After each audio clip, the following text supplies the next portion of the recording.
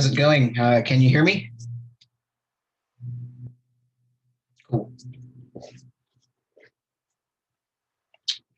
Everyone have a good holiday? Yes. Awesome. Hopefully feeling slightly more rested for this last week and a half of the semester. Yep. Awesome.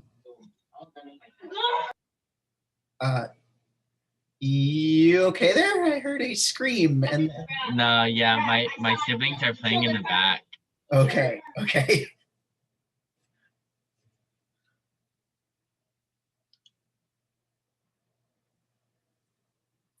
Oh yeah, everyone is, I am also so ready for the full break. A lot of universities do a thing where actually the semester ends at Thanksgiving, but they also start at the very beginning of August to do that. And so CSUN has floated the idea of doing that, but then it means that summer is shorter, which means summer session is shorter, and it's just kind of impossible.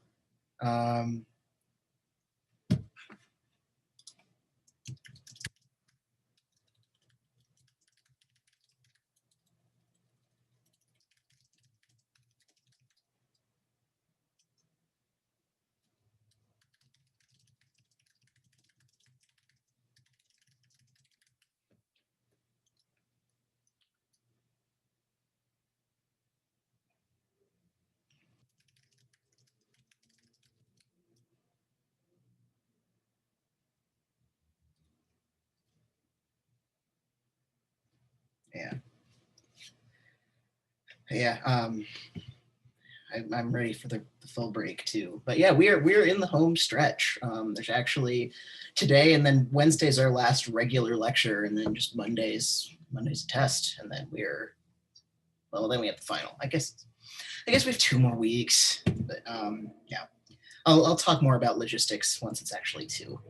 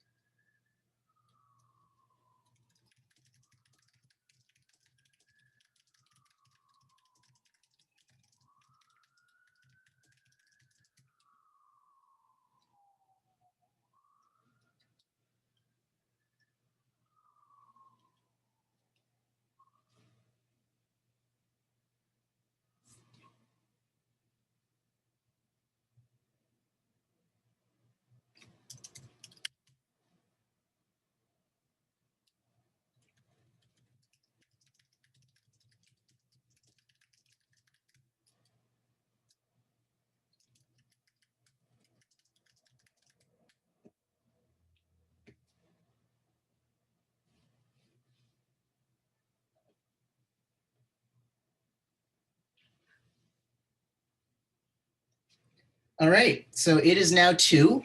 So let's get started. So this is our last week of lectures, actually. So today and tomorrow are our last lectures on our last topic. And then our 4th test is coming up on Monday. So we are really, really almost done. So yeah, and I have saved my favorite topic for last because I'm the boss and I can do that. So this week we're going to be talking about earthquakes. But yeah, just to give a sense of what things are going to look like for the rest of the semester, which is really not very long. So we have regular lecture today and regular lecture on Wednesday. So there's a quick quiz will be due Wednesday, and there will be one last quick quiz due next Monday that I'll be posting on Wednesday. Then our fourth multiple choice test, which is going to be the same deal as all the others. So 30 multiple choice questions for 45 minutes. We'll meet in here for 25 minutes first. Same deal as the other three. That will be on Monday. And then our final exam is the following Monday. So our final exam is Monday, what day of the week is that? What day is that? That's the 7th? Monday, the 7th is our final. And be careful to note that even though our class time is 2 p.m., our final time is 3 to 5. So make sure you make a note of that. I mean, if you show up early, honestly, it's not going to be a big deal. You're just not going to be able to open the test until 3. So I guess it's better than the other way around, but just like, don't make a note of it that it is at 3. The final will be on Canvas, and the final is going to be open notes, open book, open Canvas, open internet, open everything except for actually asking another person. So you can't post on a forum asking a question. You can't text someone, ask someone in your class, no email, but it's open to all pre-existing printed published sources. It will be on the top of the page on Canvas under all of the other tests. So right now there's just a thing up there that says that it's on the 7th from 3 to 5. So that will be up there. So you're not going to need Lockdown Browser for that, but it is still going to be timed. So it will not be available prior to 3. December 7th from 3 to 5 p.m. Definitely set yourself some reminders because it's not at our usual time. So that will be, and again, it will open right at 3 and close right at 5. So you'll have exactly 2 hours. It's going to be 6 sort of multi-part written questions. So it's not going to be multiple choice anymore. A lot of them are going to be like, here is this rock, tell me this, and this about it. A lot of it is going to be interpretive. So some of the things might actually have more than one possible correct interpretation. The point of the final is going to be using all of the information that we've done, that we've gained through this semester, and actually telling a geological story, like looking at a rock or at a landscape and being able to say, okay, based on these features that I can identify about these different kinds of rocks, it is short answer. It is all short answer, no multiple choice on the final. The final is 6 questions, but there'll be multiple parts. So you will have like 20 minutes per question, that means, but some of them are going to be like, here is this rock, answer this, and this about it. So it'll be like part A, part B, part C, etc. And again, it is interpretive. So the regular last 4th multiple choice test on Monday is like the others. But the final is going to be its own thing. And again, I will send an email on the weekend, or I guess on Friday before that test. Friday the 4th, whatever that Friday is, with the details again of how it's going to work. But so just be prepared to interpret and just sort of tell me, it's not, and some of them are going to have a right or wrong answer, but some of them are just going to be, I want to see what you can interpret, because we've talked a lot about how so many things are interconnected in here, about how chemistry and physics, about how landscape shapes and rock types, about how forces like sedimentary processes or plate tectonic processes and rock types and things are so related. So a lot of it is going to be drawing connections between different things that we have talked about all semester. So the test on Monday, this Monday, the whatever that day is hold on. My sense of timing is just getting super messed up. Let me get my okay.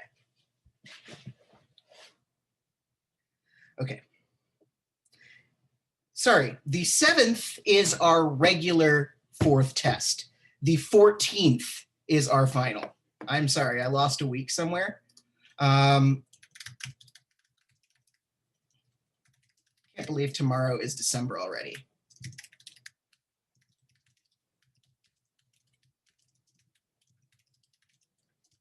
So December 14th, 3 to 5 p.m.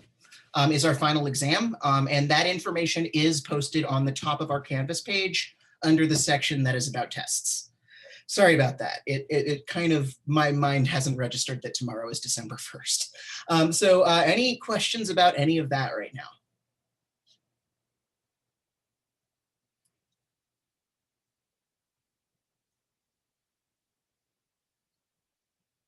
Cool. Okay, so I've got one more sort of schedule related question before we start the content of today. But if you remember last week, I didn't have office hours because it was the week before Thanksgiving, and I'm going to reschedule them. And so my question is, for rescheduling those office hours, I'm going to have them, I guess, during the week after next, or the week, I guess during next week. So would it be better for you if I did them on the usual Tuesday, so on Tuesday, December 8th, or if I did them on a Thursday, December 10th, which is after, which is closer in time to the actual final?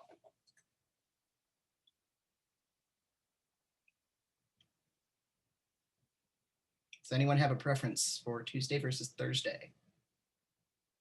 Can you repeat? Okay, so sort of a final exam prep session, extra office hours. Would you prefer to have them on Tuesday, December 8th or Thursday, December 10th? Okay, you're cool with whatever. Yeah, I don't have a preference either. Okay. What I'll probably do is I'll put a poll on Canvas and see what you all think. Because like that, I can do it like with the multiple choice tests where I'll post a submission box and you can submit stuff that you want me to go over. And I'll just hang out there for as long, well, I guess for either 2 hours or as long as there's questions. But yeah, so I'll post a poll for that. But yeah, any logistical questions left before we talk about earthquakes?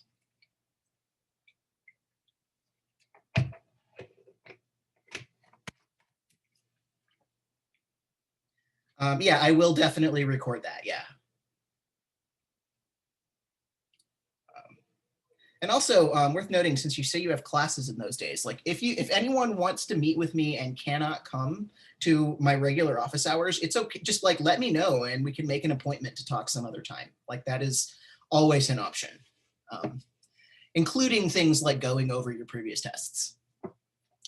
But yeah, in the interest of time, I'm going to get started. If you think of more logistical questions, I guess hold on to them until the end, and we'll have more time to talk about this stuff at the beginning next time as well. But yeah, now we're going to go on to talking about earthquakes, which is my favorite topic in this class because that's actually what I study. When I'm not spending time teaching, what I do is research how earthquakes work. I do computer simulations of earthquakes. I make fake earthquakes on my computer to try and understand some things that could happen rather than just waiting for one to actually happen and cause damage. So this is my field of study, and so in my mind, I've saved the best for last. But I mean, I understand some people might not think that, but we're doing this at the end. It makes sense after metamorphic rocks. But anyway, so I've got this question up on the screen, and this is not a trick question. Like I'm never going to ask you trick questions. And so just when I say earthquake, like when you think about earthquakes, what comes to mind? Shaking. Yeah, I see a lot of people saying shaking, shaking, shaking, damage. Scary. Yeah, ground shaking. Absolutely. And that is very much, I mean, that's literally what the name means. Oh crap, here we go. Yeah. That's literally what the name means, earthquake. It's another one of those actually extremely Pokemon move. Okay. Okay, you're gonna have to tell me which Pokemon do that later. But yeah, it's, yeah, I mean, the name earthquake is literally what that means. So earth opening, so Jade, you are in luck. That doesn't happen. We'll talk about why in a bit. It's a very, very common misconception that Hollywood loves to have happen, but the earth doesn't open. And we'll talk about why. Graveler does earthquake. Okay, that makes sense. Yeah, no, it's totally okay to assume that because it's one of the most pervasive things. And so some of what we're actually going to be doing is a little bit of earthquake myth busting in this last two lectures, just because Here in California, I mean, we have a lot of earthquakes and people think about them and talk about them and they're in disaster movies, but a lot of that common knowledge from disaster movies is super wrong. And so you're hopefully gonna come out of this feeling more equipped to actually know what's legit and what's BS. But yeah, shaking, very much the main thing that comes to mind when you think about an earthquake. But from my standpoint, as someone who does research on the physics of how earthquakes work, shaking is actually a symptom of an earthquake rather than a cause. So come on, slide. Okay, so from my standpoint, an earthquake is the process of rapid slip along a fault. So that process of a fault slipping and breaking and moving is the earthquake. And that process, that movement, that slipping is what releases the seismic waves, which is what you feel is shaking. So even though the slipping process of the fault is actually not the thing that causes the damage for the most part, unless you've unfortunately built your house directly on the fault, which does happen sometimes, and now we have laws against that. We have laws against that because it happened. Basically, we're going to be talking about earthquakes in the context of slip on a fault, and then how that releases seismic waves, how that releases what you feel is shaking, how that causes damage. So does this make sense? Cool. So we started talking about faults last time. And so actually, before I go on, so the fault here is this line. You've probably heard the term fault line. The line is just the way it is on a map. Really, faults are a plane. They're like a 2D surface that cuts down into the earth. And so in this case, this fault is a vertical fault. It cuts straight down. And you see things moving side by side. And worth noting, the epicenter is the place on the surface of the earth above where the earthquake started. So if you've ever heard that word, that's what that means. But yeah, an earthquake is this slipping and sliding process, and the waves are a result of it, even though the waves are really most of what we have to worry about. Although, I mean, if your water line crosses the fault, that's bad. There's a lot of problems associated with the faults themselves, but really the waves are the bigger problem. But in order to talk about the waves, we have to understand how the faults work. And so we're gonna today kind of spend about half the time talking about how the faults work and half the time talking about how the waves work, roughly. So yeah, so this is a slide from last time. So if you remember last week, which feels like 7 years ago already, we were talking about brittle versus ductile deformation, or brittle versus plastic deformation. And so plastic deformation, again, is when things flow and change shape and don't break. But brittle deformation is the opposite. It's where things are hard and stiff and they break and snap. Usually because there's not enough heat or enough pressure to allow them to flow. And so a fault is a crack in the rock that has movement along it. If it's a crack without movement, it's just called a joint. But if there is movement, it's a fault. And so I showed you these exact same pictures last time, but let's do some highlighting again. So in this case, like a way to look for faults is to look for stuff that's discontinuous or offset, things that have been moved out of alignment, and you can usually see a pretty straight line connecting them. So like in this one on the top, if you look at this layer, this kind of dark layer, kind of steps down and steps down and steps down and again. And so if you just trace those things and then go, okay, I'm gonna connect the lines.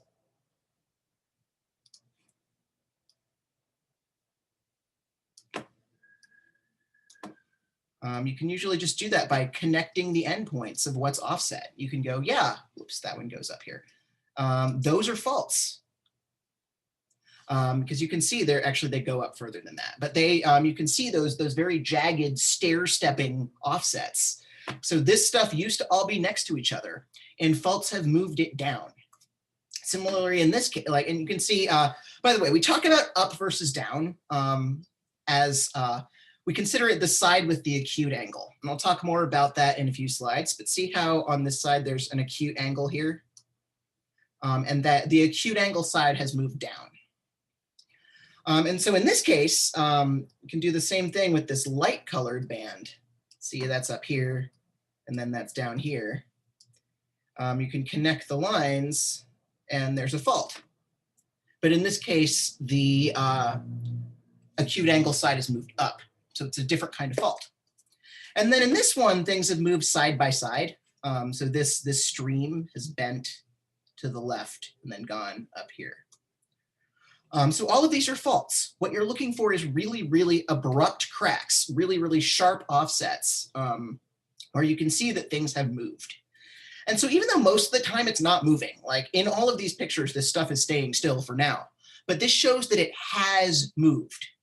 But the thing is, the movement of faults isn't it happens over and over, but it isn't a slow process. It's not like the process of a protolith turning into a metamorphic rock over a long period of temperature and pressure increases. It's not like a sedimentary rock taking a long time to transport and lithify and deposit and lithify. No, this stuff happens in kind of a very punctuated, abrupt way. These movements will happen very, very quickly, and then there will be nothing for hundreds or even thousands of years. And then there will be another very quick movement, and then nothing. And those quick movements, those very abrupt moments where these movements happen, where these things get offset from each other along these sharp lines, those punctuated movements are earthquakes. They are they are a part of brittle deformation, which is why we're talking about them in this part of the class. So does that make sense?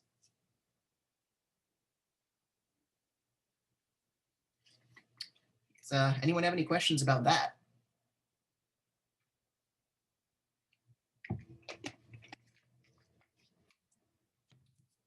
Cool. Okay, so faults move sometimes. What do you think makes that happen?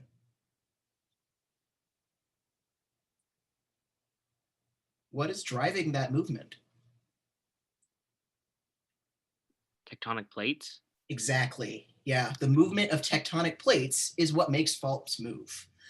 Yeah, so plate tectonics is behind like kind of everything in this class. Like, I guess not the sedimentary rocks, but pretty much everything else.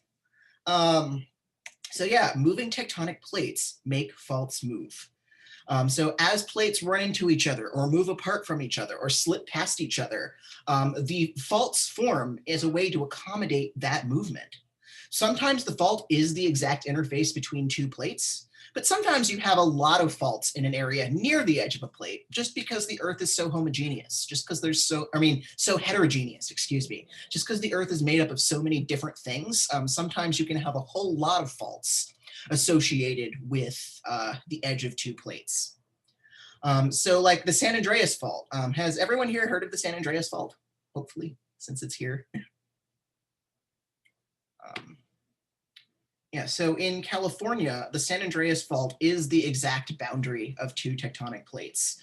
So to the east of the San Andreas Fault is the North American plate, and to the west is the Pacific plate. And so we are actually on the Pacific plate, but if you were to drive to like Palmdale or, you know, Bakersfield, the movie with The Rock, oh, don't even get me started. That movie is so bad. Like, I have so many problems with that movie. I almost made you watch it for this class, but then I figured Moana was more fun. Yeah, that movie's bad. But yeah, the San Andreas Fault is the boundary. It is the interface between the Pacific plate to the west and the North American plate to the east. Yeah. And so remember way back in September when we talked about plate boundaries? Remember when we talked about the different ways that plates can interact with each other? Does anyone remember what they are? Or want to read them off the slide, I guess.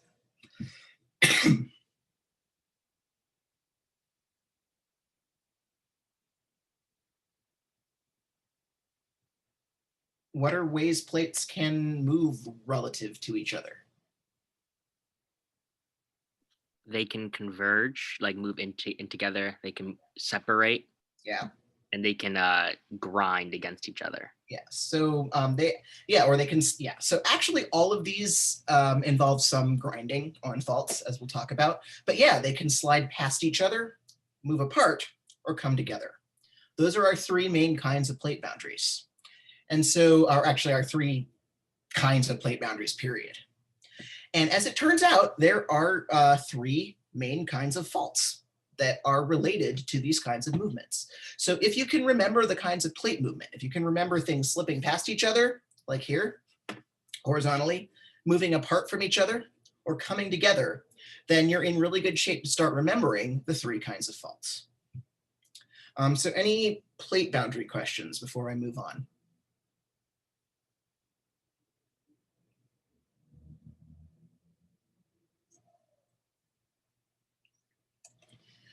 So yeah, there's three types of plate boundaries. There's three types of faults.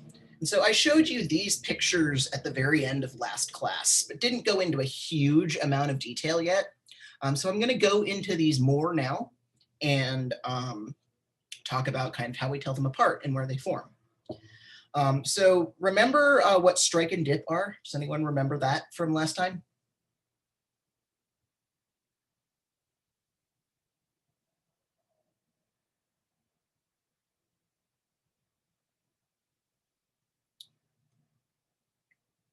Well, I guess we did that kind of near the end.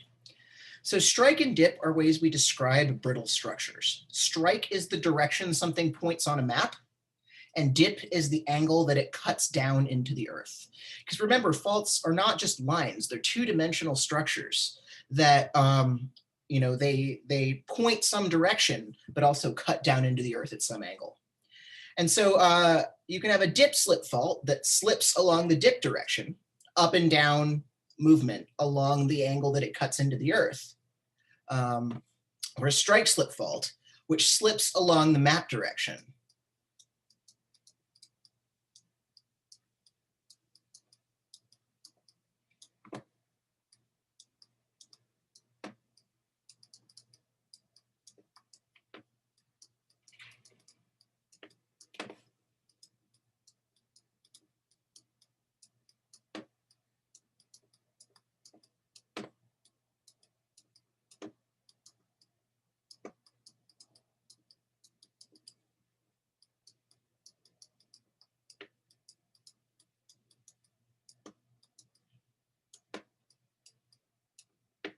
You can't see it or you can't read it? Okay, I'll type it in here because I think you're erasing. Okay, so dip, slip, cut.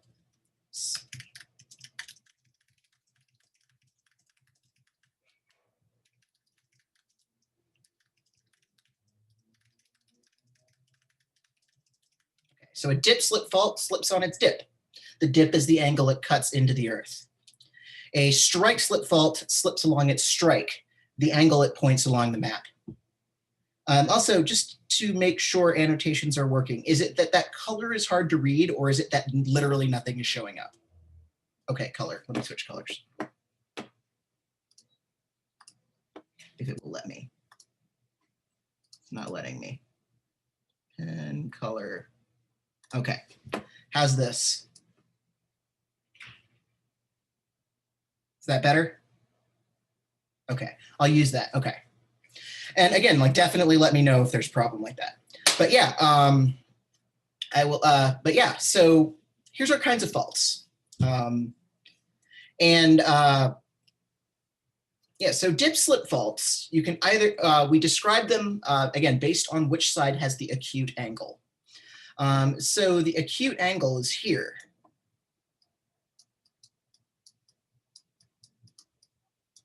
And so the side that is called the acute angle is called the hanging wall, because that angle, that narrow tip of an angle, hangs over the other side. The other side is called the footwall because that's the side you'd be standing on if the other side was hanging over you. So the reason that we make this distinction, the reason this is important, is the way that we classify dip slip faults depends on which way the hanging wall is moving.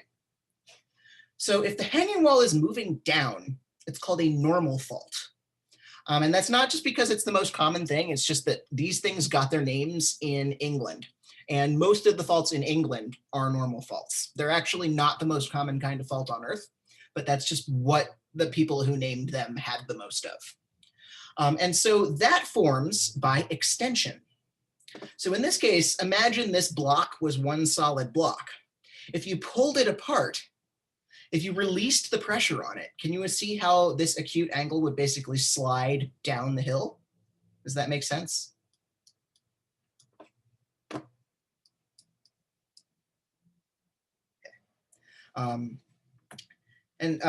So as you pull this apart, it's kind of similar to when we were talking about like all of our landslides and mass movements, is if there's suddenly less stuff holding it together, like if you are pulling it apart, it's going to slide downhill. And so that happens in extensional settings because things are pulling apart, there's less holding it together, and it's just going to slide. That sound good?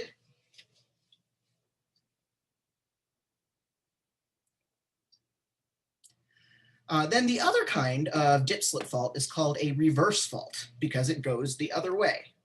So in a reverse fault, the hanging wall is going to move up. And the reason that happens is compression. Because let's say you had a block that had a fault in it, and if you squeezed it, then the side that has an acute angle is going to pop up. It's going to pop up against the other side. Does that make sense? Can you see why that would happen?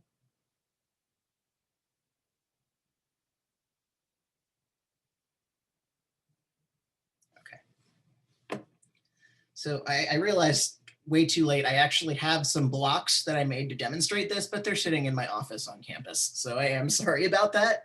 I'll see if I can get them before the review session if you help. But just think about, again, pulling something is going to stretch it and make things slide down. Just like if you remember, extensional boundaries stretch the land and ultimately split it into two plates. Whereas compressional boundaries, as plates are coming together, they're going to crush together and push things up and make mountains. So sliding down comes with extension, and shoving up comes with compression. And so if we go back to our picture from this other slide, so in this case, which way is the hanging, which in this top picture, which way is the hanging? Well, first of all, is the hanging wall on the right or the left of this upper picture?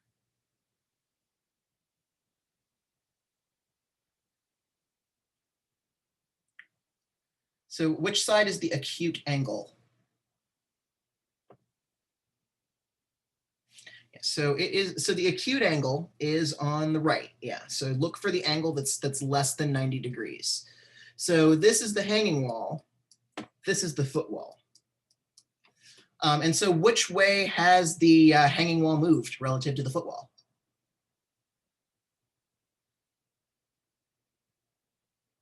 Yeah, it's moved down. And so if it's moved down, yeah, this is a normal fault. So what kind of setting would you expect this to be in? Like what kind of plate tectonic setting? Yeah, this is extensional. And so this is in eastern Utah, which is an area that is slowly getting stretched apart. Yeah. Meanwhile, this one on the bottom, which side is the hanging wall? On the bottom left. Yeah, so this is the hanging wall because here's this acute angle. So in this case, what kind of fault is this? Yeah, it's a reverse fault that happens in a, what kind of setting?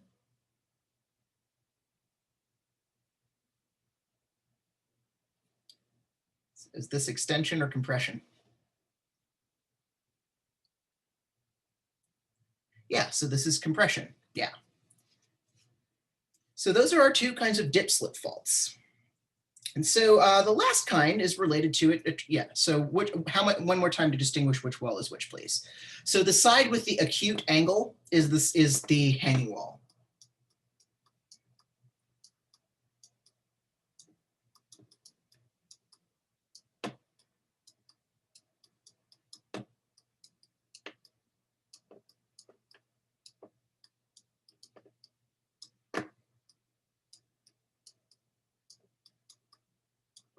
Yeah. So basically, if the angle is less than, it's the pointy side rather than the blocky side. So we always classify these based on which way the pointy side is moving. Does that answer your question?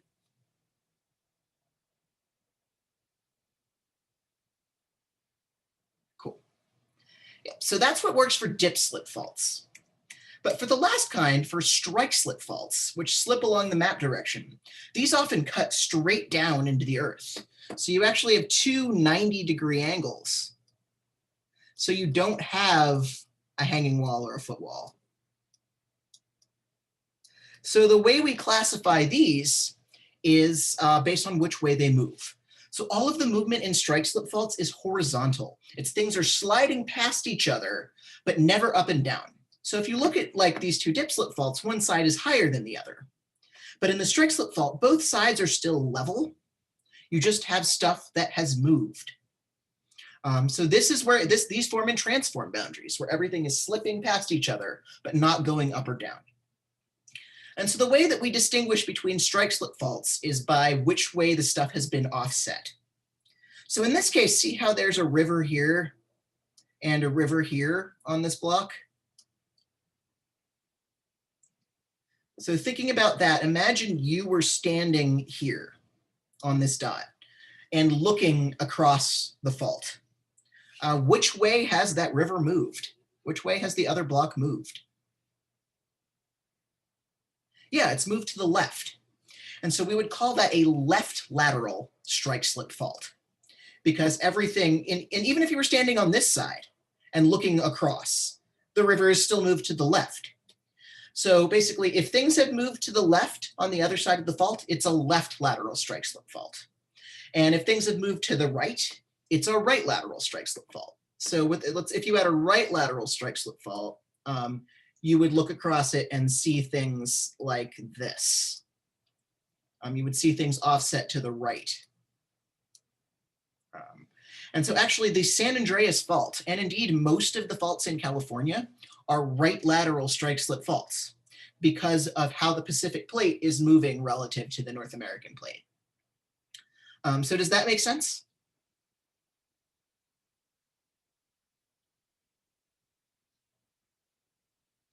So to tell dip slip faults apart, you look at which side the pointy side has moved, the hanging wall.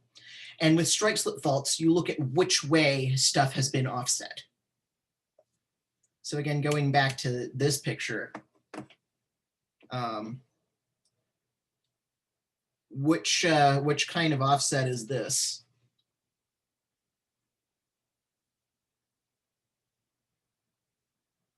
Like looking at this thing. So it's a strike slip fault, but is it right or left lateral strike slip? Yeah, it's left, because if you're standing here, this has moved to the left. But if you're standing here, this has moved to the left. But regardless of these kinds of movements, all of these cause earthquakes. Regardless of the way they move, all of them do the same thing in terms of producing shaking. So does this make sense? Are we good on our kinds of faults and how that's related to different plate boundaries?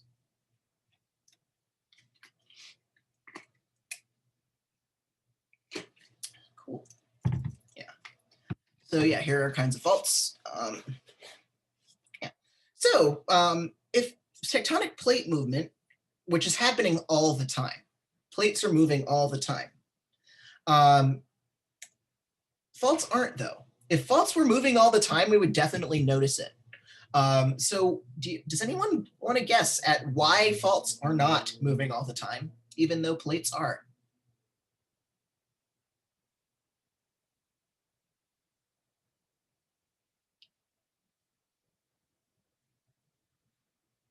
Is it maybe because they need to move in a certain way for a fault to be like to react?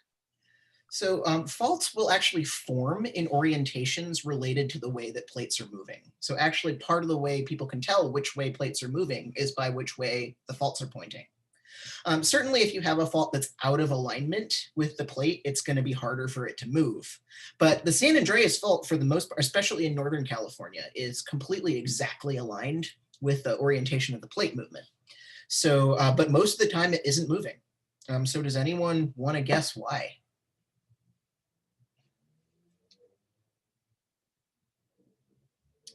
maybe think about some other stuff like glaciers or landslides, some other stuff that is kept from moving most of the time.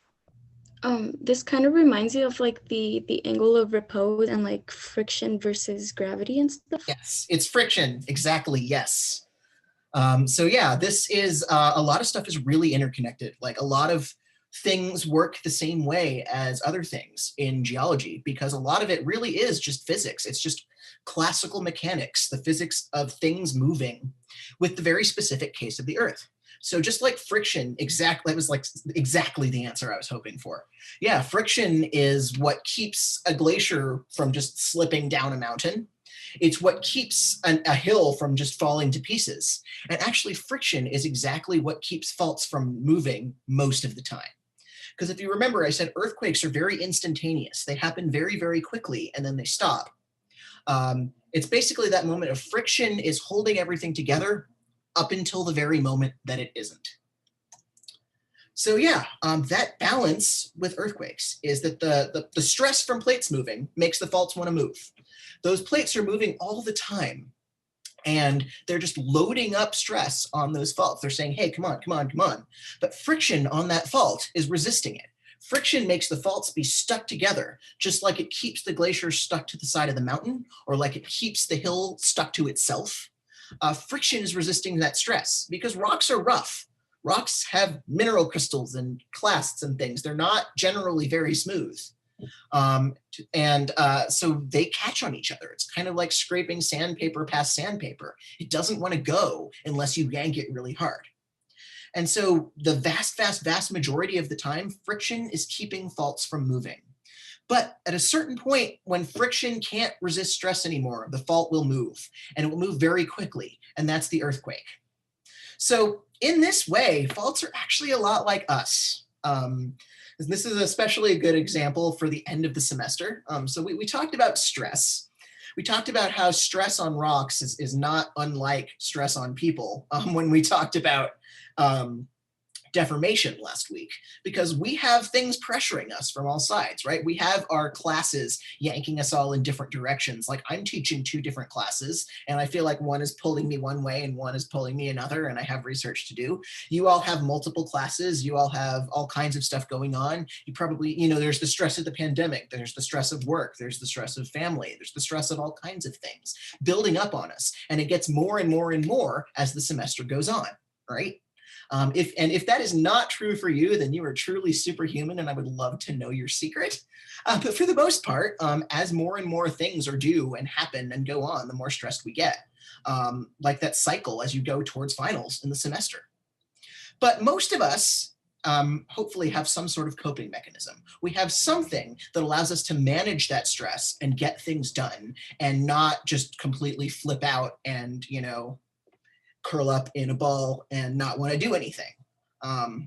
Most of us have something that keep us from being like that most of the time. Or most of us, or some of us are at least looking for ways to keep that from happening. We all want to have something that resists that stress. But still, there's a certain point, again, we are human, faults are faults, where the stress sometimes becomes too much and you just lose it. You just sometimes have to scream or hit something or just, cry or curl up in your bed, and that's all okay. That is all totally okay. It's better to let the stress, to react to it than to not, because sometimes actively resisting it makes it worse. But in this case, faults have a certain breaking point, and when their coping mechanism gets exceeded, then that fault is going to release all that stress, and it's going to move, and it's going to cause an earthquake.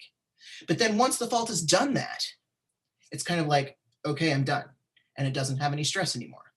Just like how sometimes you just might need to go and scream into the void, but then sometimes you feel better after that. That's kind of the same idea, releasing that stress, or, just the end of the semester releases the stress, just like the earthquake is the sort of the end of the cycle for the fault, and it goes back to a more relaxed state. Earthquakes, friction is the plate's coping mechanism. Earthquakes are when the fault can't take it anymore. So there are some faults that actually do move like really slowly all the time, and they're kind of what everyone should aspire to be, I guess. They're just letting the stress roll off their backs. But that's a very unusual case. For the most part, faults are accumulating stress, just like we're all building up stress all semester. And then it reaches a point where they can't take it anymore and they snap and they release all that stress. And so actually the reason I said sometimes actively resisting it is worse is because the more it resists, the more stress that it can build up, and then the more it releases at the end, which can actually make things worse. But in general, yeah, when the fault can't take it anymore and that coping mechanism that is friction isn't good enough, the fault will slip and have an earthquake. So does that make sense?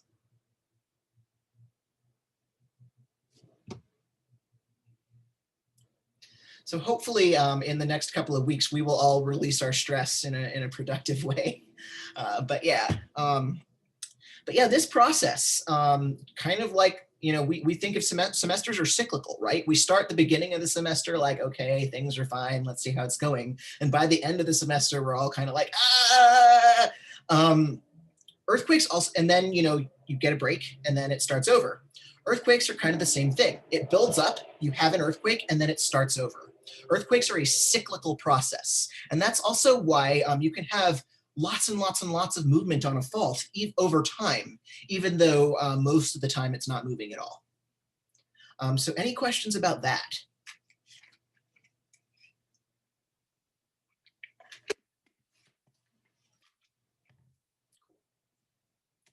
So I'm going to show, so basically this process is called the earthquake cycle. And I'm going to show an example of what that looks like. I'm going to show an animation of what that looks like on a right lateral strike slip fault. And so this animation, this black line down the middle is going to be the fault. Once this title goes away, you're going to see the arrows representing the plate movement.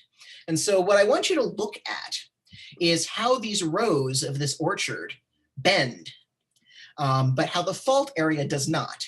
Because the plates are moving and the plates want to deform, but the fault is resisting. So everything around the fault is going to deform slowly, but then the fault is going to release all of that stress all at once. So I guess I have to go out of the pen mode to do that. Here we go. So see how as this moves, this starts to bend, but it's still kind of a straight line along the fault. And then there's the earthquake. So in the earthquake, everything releases all at once. And now these rows of the orchard are offset from each other. You can see that where things used to be next to each other, there's now an offset along there. These rows of trees are not next to each other anymore. Let's watch that again. And that's because the fault released the stress, and all of the movement that built up from the plates moving very, very slowly over hundreds or thousands of years, all of that movement releases in an instant. And so it's the kind of thing that, like, for example, the San Andreas Fault, our plate boundary here in California, moves at about 3 centimeters per year, or rather the plates on either side of it do. So if you imagine the plates are moving at about this, along the San Andreas Fault, at about the speed that your fingernails grow. So if you were to like not cut your fingernail all year, which I do not recommend, you would see it would be about the same length that the plates on either side of the San Andreas Fault should have moved. But the thing is, the San Andreas Fault is not moving 99.99999% of the time. It's just that when it does, it releases, 100 years worth, or 200 or 300 years worth of 3 centimeters per year all at once. And so that's why in one earthquake, like in the last major earthquake on the San Andreas Fault in San Francisco in 1906, it had gone so long between it that actually there were up to 9 meters of slip released in an instant. So things that were kind of next to each other at one point and were hanging out like that for like 300 years, when it did snap, suddenly you had things 9 meters. We're talking like 30 feet. It's a big movement, and it happens in a fraction of a second. The speed at which a fault slips during an earthquake, it's kind of like unzips like a zipper. So it doesn't like explode and just do it all at once. It's that, so it's actually, I'll get to that in just a second, Jade. But yeah, it's not like it explodes and releases it all at once. It's kind of like the motion will start at one point that fails, and then it'll be like unzipping a zipper down the fault. But that zipper unzips at a speed of like 3 miles per second. They're really fast. And so you can release 300 years or more of built up stress. You can have 9 meters of movement of one side of the fault past each other happen in a fraction of a second. Earthquakes are extremely fast and extremely powerful. So yeah, before I answer your question, does that make sense?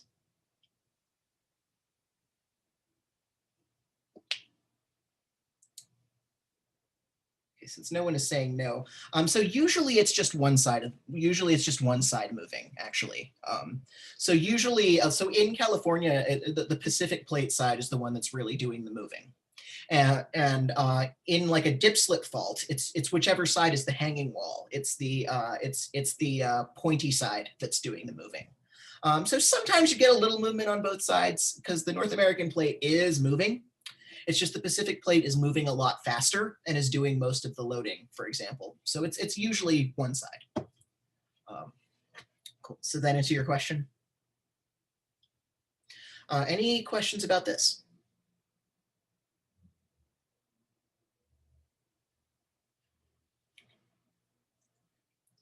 So when this happens, so these examples from back here, now that I've drawn on them, like these are faults that haven't moved in a while. Like you can see that the ground above them isn't disturbed. Like this, you can see a line, but you don't see a crack. Here you just see a monocline. Here you just see a bump.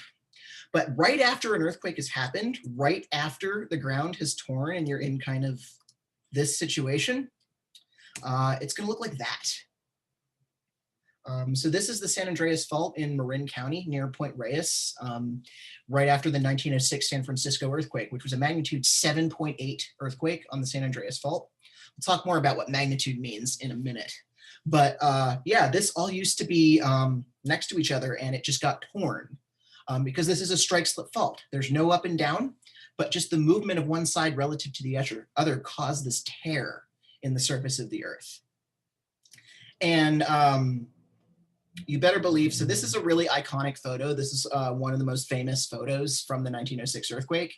And like, if you know an earthquake scientist, you know someone who has reproduced this photo. We all, this was me in last summer. If you remember, we had those 2 big earthquakes at the beginning of July last summer. And I went out there and like any earthquake scientist will take the chance to reproduce a photo like this if they get one. Yeah, so this is smaller, but you can see here, there's actually a little bit of up and down, and there's also some side to side in this earthquake. Yeah, that's also what's in my background image right now, the earthquakes from last summer out in the desert. So the chances of an aftershock. So we're gonna talk about aftershocks more on Wednesday, but the aftershocks are, they're smaller earthquakes caused by larger earthquakes. The chances of them are very high, but a lot of it is very specific to individual locations. It has to do with where the faults are, basically. So we'll talk more about aftershocks on Wednesday. So could anything cause it to activate? It being an earthquake? Oh, the San Andreas Fault. So the San Andreas, first of all, this picture is not the San Andreas Fault, but the San Andreas Fault works like any other fault. It's accumulating stress from the movement of plates and friction is resisting it. And so it's just a certain threshold point. And as we'll talk about more next time, no one can really tell what that threshold is, which is kind of why we can't predict earthquakes. But that's going to be one of our major topics for next class. So does that kind of answer you enough for now?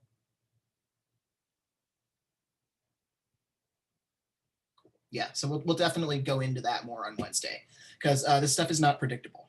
It is super not predictable. But and this Ridgecrest example was extra wild because there was a 6.4 and then a 7.1 like a day later, and everyone was like, ah! But yeah, more on that next time. Yeah. So this thing that happens with faults is actually another kind of deformation. So faults are an example of brittle deformation, of things cracking and moving, as opposed to plastic deformation, where things flow without breaking.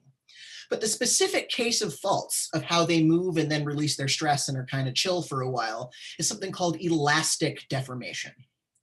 And so that comes from, exactly like a rubber band, like a piece of elastic. So if you imagine stretching a rubber band, It gets, for a while it stays solid, but it changes shape, it stretches out, and then eventually the material of the rubber band fails and it breaks.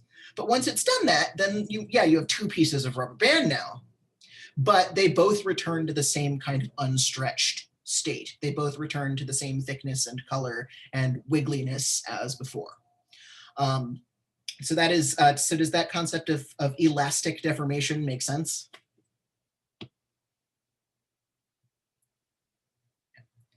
So the very moment of breaking is a brittle process, and the fault is a brittle process. But that concept of it building up and snapping back and building up and snapping back, that's what makes it elastic. And so elastic deformation is kind of the key to understanding how faults work.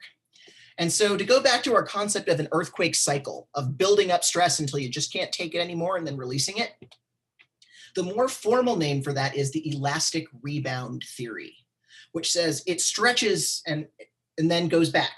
It behaves elastically and then rebounds to where it was before. Stretch, snap back, stretch, snap back.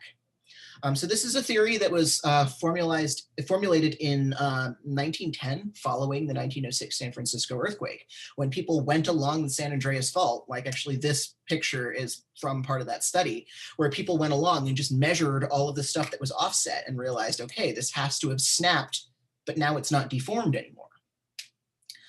So basically, the elastic rebound theory is just the fancy name for what we were talking about before, and it happens over and over. Stress builds up on a fault. Friction keeps the fault from moving, even though the plates on either side want to move, even though there's deformation on either side. But eventually the fault slips, and then the ground returns to its original shape in a different place, but it's in its original shape. And then it just does it over and over and over and over. So does that make sense? Are there any questions about elastic rebound?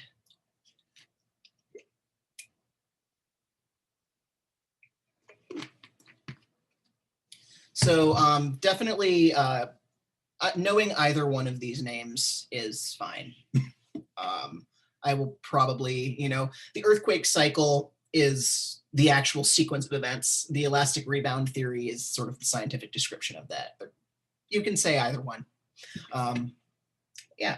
Any questions before I move on?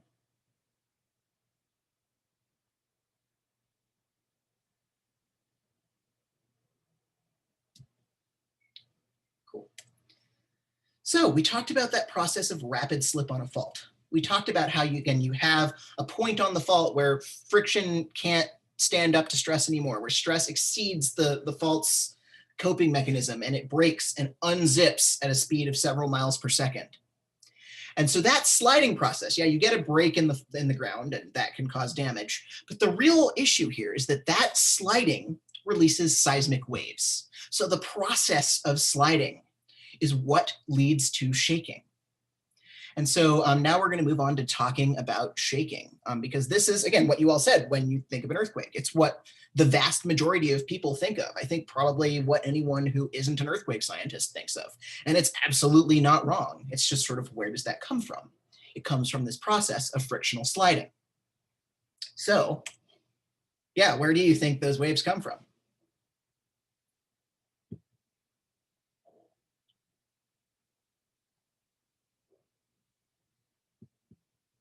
So how do you think sliding can cause waves?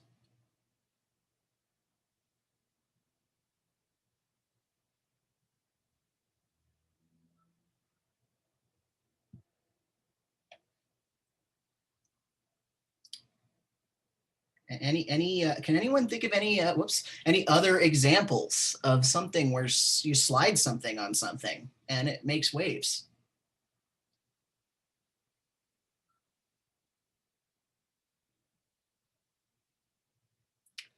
So the ocean waves are actually caused by gravitational pulls from the moon. So that's not about frictional sliding. Tsunami is actually caused by a fault on the ocean floor shoving a lot of water towards land. We're going to talk more about tsunamis on Wednesday also.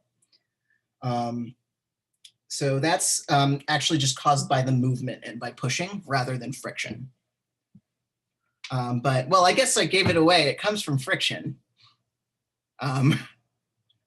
So how does friction release waves?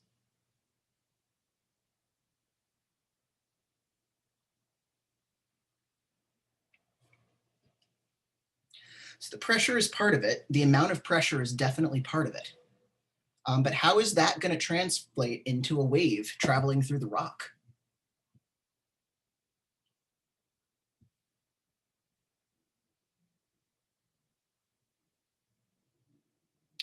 Would you like me to get out a frictional sliding wave generation demonstration device?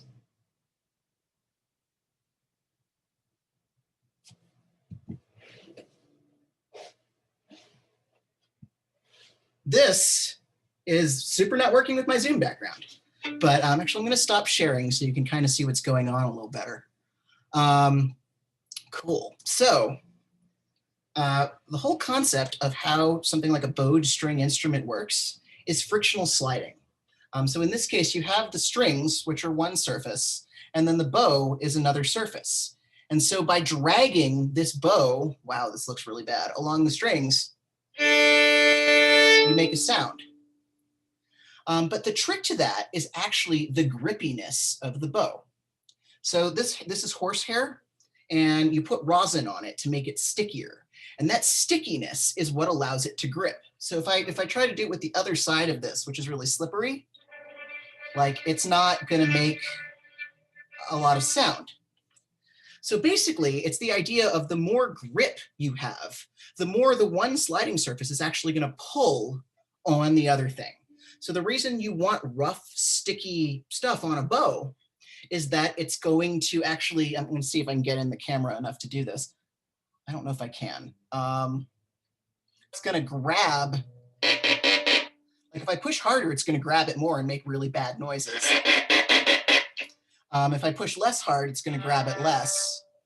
So it's that idea of this material is rough and is grabbing the surface and is literally pulling it.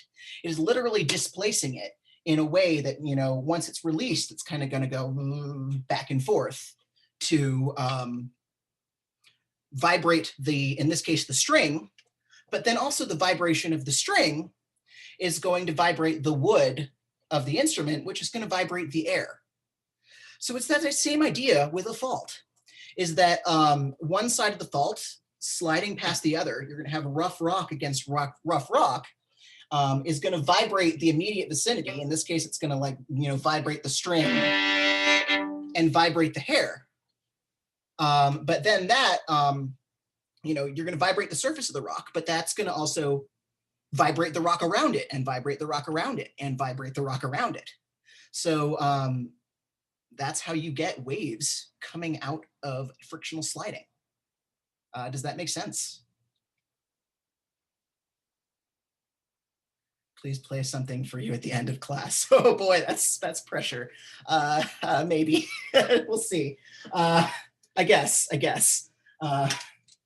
Let's go back to screen share though, if it will allow me to do that. Cool. Yes. Okay. So those waves come from friction. So here's a better, so this, I would love to be able to, I tried to like do some, this is not me, but here you can see this person is playing and it's causing these side-to-side vibrations along the string that comes from the friction of the bow against the string. Just like the friction of rock against rock is going to cause vibrations in the rock, which is going to propagate outward. Just because like sound waves propagate, like if, you know, the whole point is you've got the string is exhibiting frictional sliding and then the wood of the instrument is resonating, which allows you to hear it over a large area. So you kind of get these seismic waves resonating through the surrounding rock and affecting a large area. So it's all about friction. Yeah, and so here you can really see the waves. And as it turns out, there's a couple of kinds of waves. So in this case, you have these side-by-side waves moving along the strings.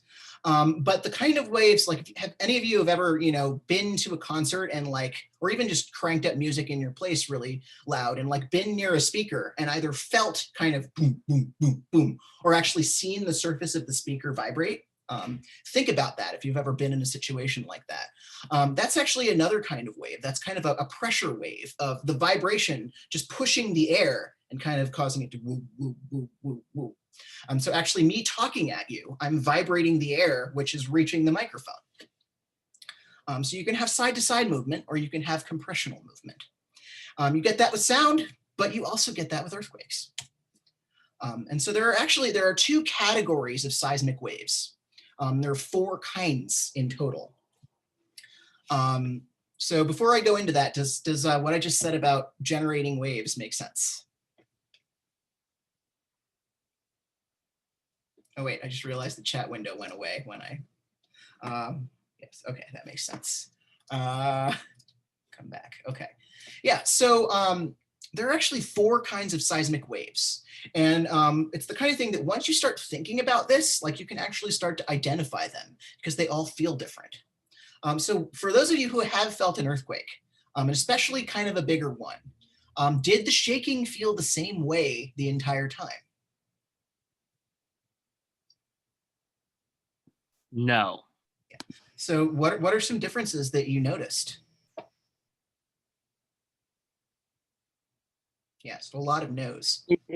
It depends personally. I can't remember the last time I've been in an earthquake. And even then, I guess like my focus isn't on the shaking. It's like, oh, I gotta protect myself. Yeah, that's fair. Yeah. Yeah, so I see some people saying some felt harder. So in a minute, we're going to talk about why they feel more intense or not. Yeah, no, that absolutely makes sense. But have any of you noticed that like within one earthquake, like the direction of movement changes? Yeah, so I see you've noticed that.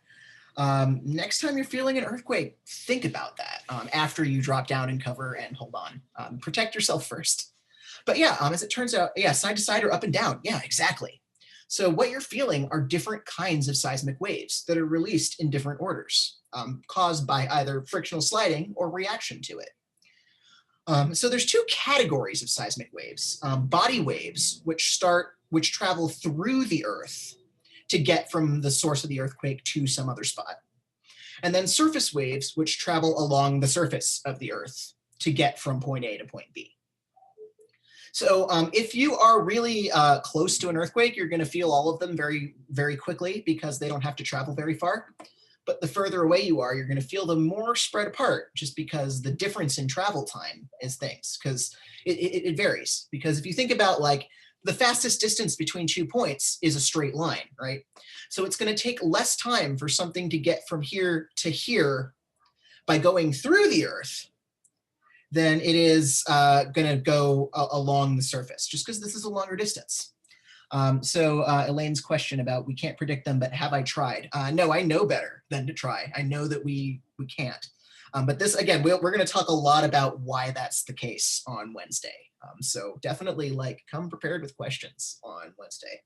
But you know, I haven't tried. What I work on is sort of trying to figure out like, if this happens, what could it do? Not just nothing to do with when, just like if.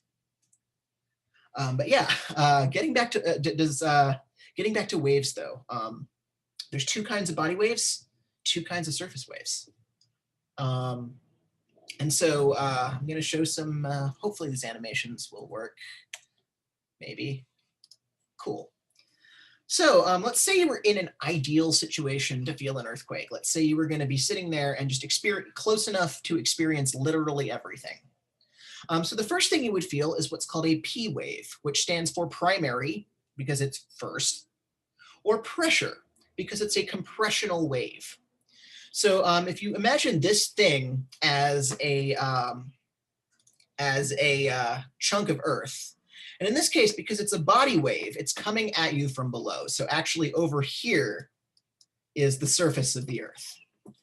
And so if you look at how this grid is kind of, as it propagates through, it condenses and then expands and then condenses and expands. So you have this pulse of things closer together and things further apart coming up from the earth and then moving, in this case, up and down. Whoops. So basically the first thing you're going to feel is this up and down movement. But generally and luckily, these are the smallest waves. They get there first, but they're the smallest. So luckily, this is what allows us to actually give people some advance warning that an earthquake has started already. But we're going to talk more about that on Wednesday also. So that's what you're going to feel first. And this is exactly like a sound wave, actually. This is exactly like that pressure coming out of a speaker or out of someone's mouth as they're talking. Good on P waves?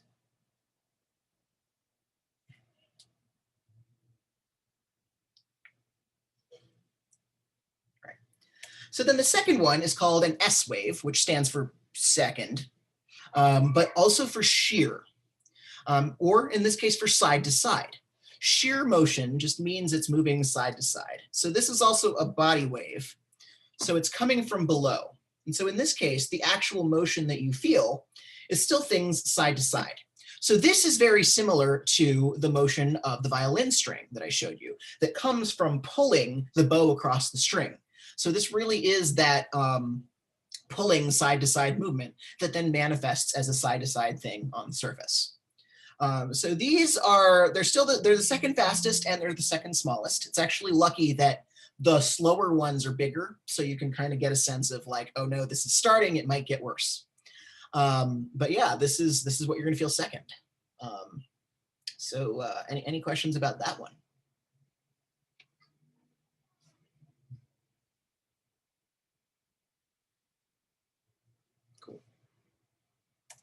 Then the next two are called, these are going to be surface waves. And so now the surface of the Earth is up here.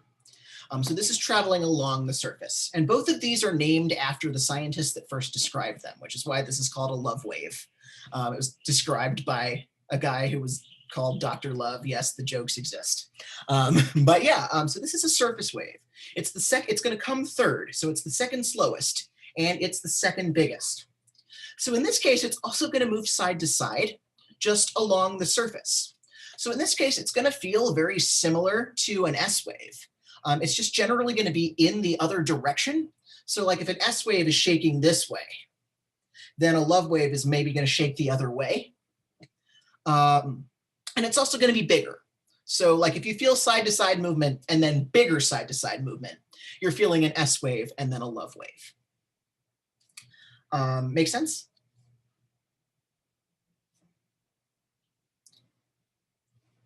And then the last kind is called a Rayleigh wave. So this is also a surface wave. This is, you are on the surface of the Earth. And so if you've ever felt an earthquake that felt like rolling, if you felt rolling like being on the ocean, this is what you're feeling. These are the biggest waves. They're also the slowest. And they're actually the most dangerous because they both lift things up and move them along. So very often this might be the only thing you feel if an earthquake is further away. But yeah, that is the last kind of wave. So if you were in an ideal situation to feel an earthquake and feel everything about it, first you would feel kind of a small vertical movement, and then a slightly bigger but still fairly small side to side movement, and then a bigger side to side movement in the other direction, and then lastly a big rolling movement. And I can say I have been in a situation where I felt all four once, and it was pretty cool. But it was not a very big earthquake. If it was a big earthquake, you'd be like, ugh. So also, if you notice, if you feel a really, really big vertical movement, you're feeling a big P wave, it's only going to get worse. So you want to drop down, cover, and hold on. So any questions about these waves?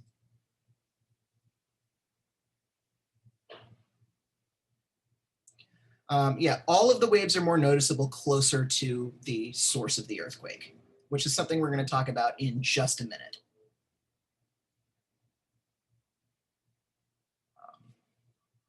Cool. Yeah, so basically, if you've ever seen one of these, if you've seen a seismogram, it's just a record of how the ground is moving. So these actually, now this is all done digitally, but the first seismograms were literally like a pen on a spring. And as the ground shook, it would, shake and draw squiggles on the surface. So all this is literally a recording of how the Earth is moving. But yeah, getting onto that question of size though. Apparently there was just a magnitude 6.3 in Argentina. Okay. Anyway, there's two different ways we describe the size of an earthquake. And so the thing that I just said, a 6.3 in Argentina, just now, hopefully in the middle of nowhere, is what's called the magnitude. So that is the magnitude is the amount of energy actually released in the earthquake. It basically has to do with how much stress is being released by the fault, by how far the fault has moved and how much of the fault has moved.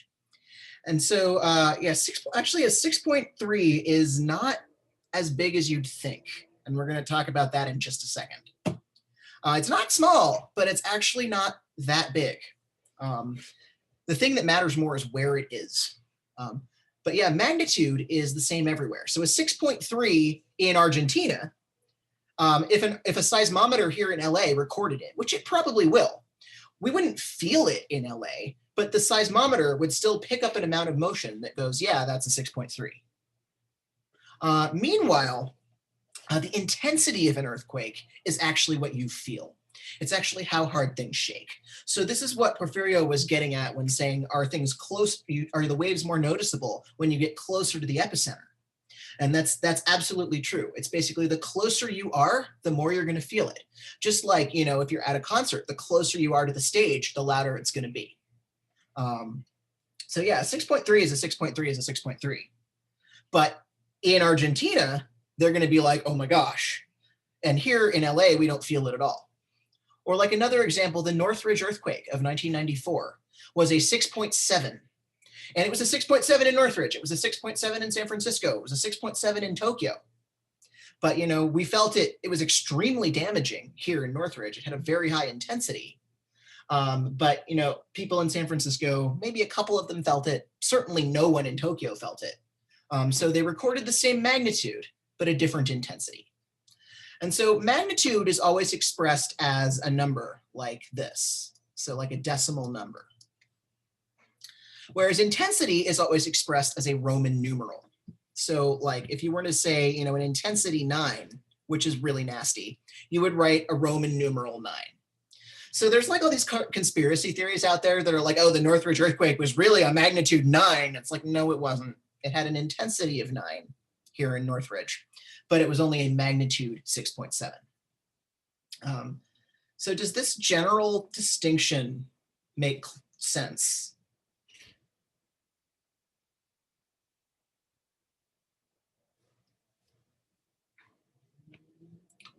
Wait, so the magnitude, it, you know how the example you gave 6.7,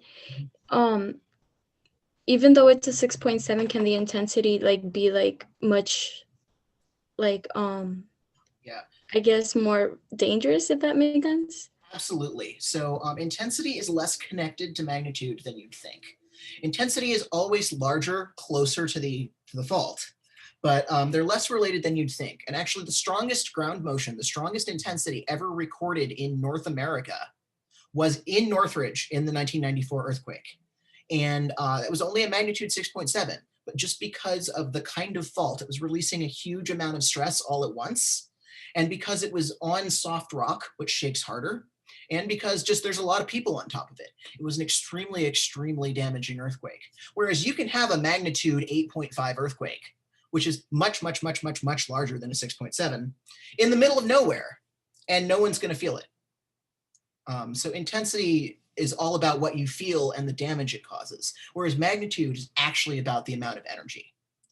So I'm going to show one thing real quick, but then we're going to pick back up with this at the beginning of next time. So just mentioning, earthquakes release a huge amount of energy.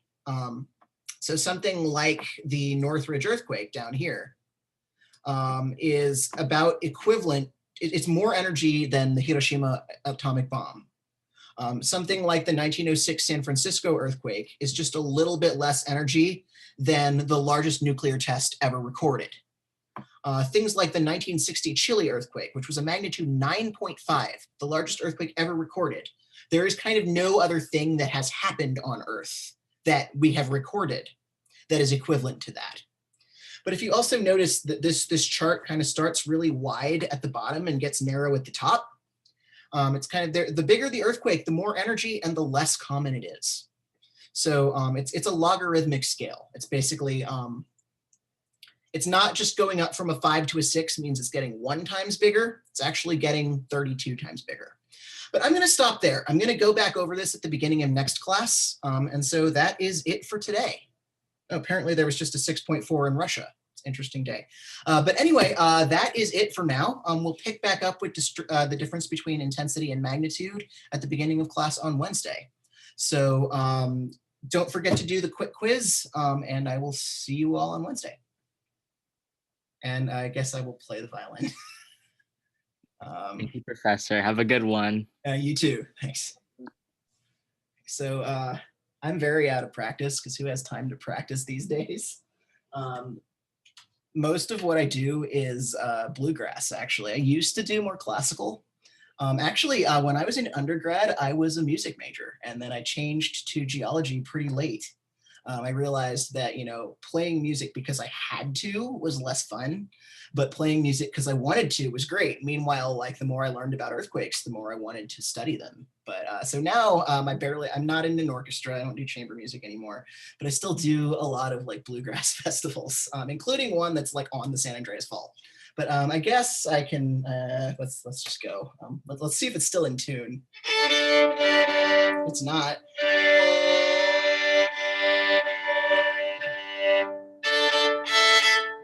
Whoa, shoot. Hold on.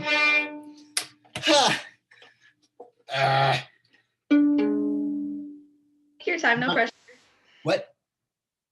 I said take your time, no pressure. There's not enough friction on my pegs. Actually, that's another thing is sometimes you actually buy stuff to increase the friction on the pegs so they don't slide and it stays in tune better.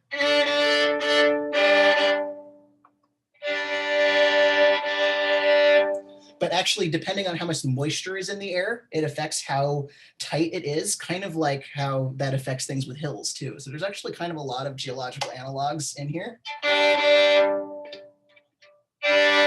Okay.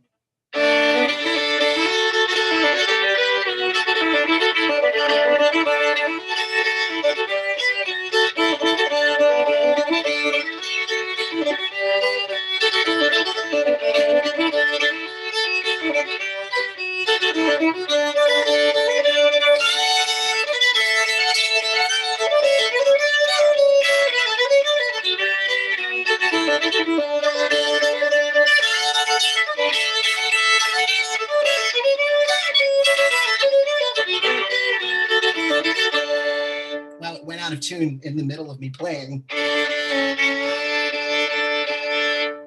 Yeah, I was never in a band. I'd love to be in a band, but I just never was, and now there's no time. Wow, thank you so much, Professor. And if you all like bluegrass, I can super recommend some tunes. But yeah.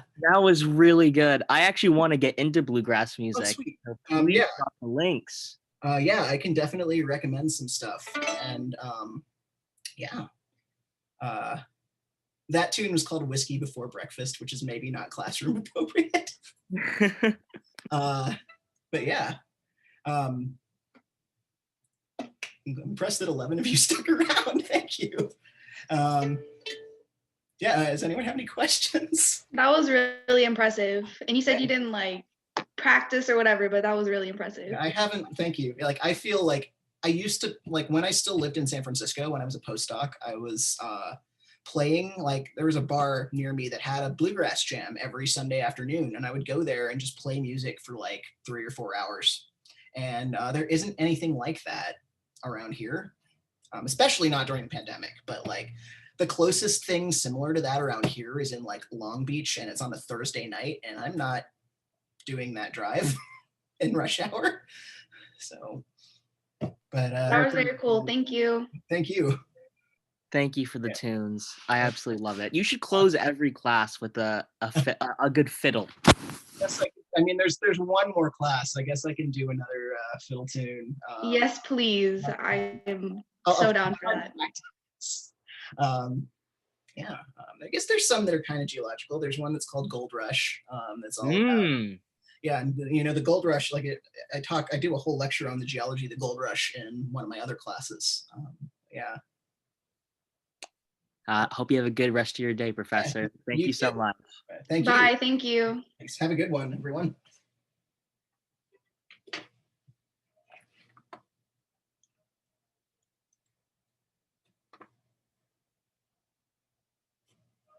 Our